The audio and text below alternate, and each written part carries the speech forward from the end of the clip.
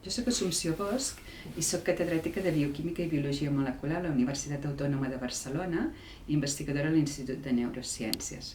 Junt amb el doctor Miguel Chillón estem treballant amb la recerca de tractaments per malalties rares que afecten el sistema nerviós.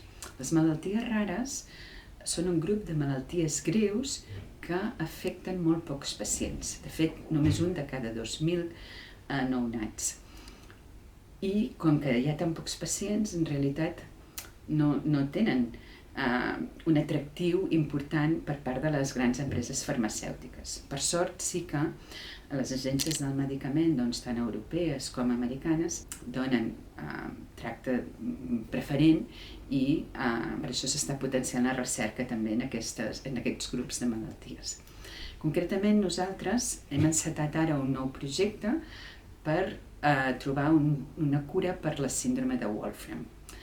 I hem començat produint una sèrie de vectors virals que fem servir com a eines per poder arribar a les cèl·lules del pacient.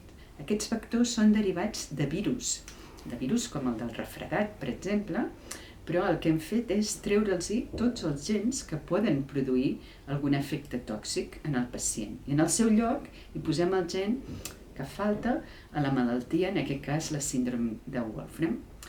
Un cop produïts aquests virus, els aplicarem a les cèl·lules del pacient que tenim cultivades en el laboratori. I si funciona, ja podrem anar aprovant el següent escaló, que seria aprovar-ho en models animals.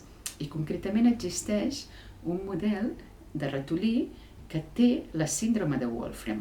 I no vull dir que tingui exactament els mateixos símptomes, però sí que en té alguns que ens podran indicar si aquell tractament que li estem donant pot funcionar després per als pacients. Aquests ratolins s'han produït també genèticament, de manera artificial al laboratori, i són molt útils per poder assajar aquests nous tractaments i poder passar després en els pacients.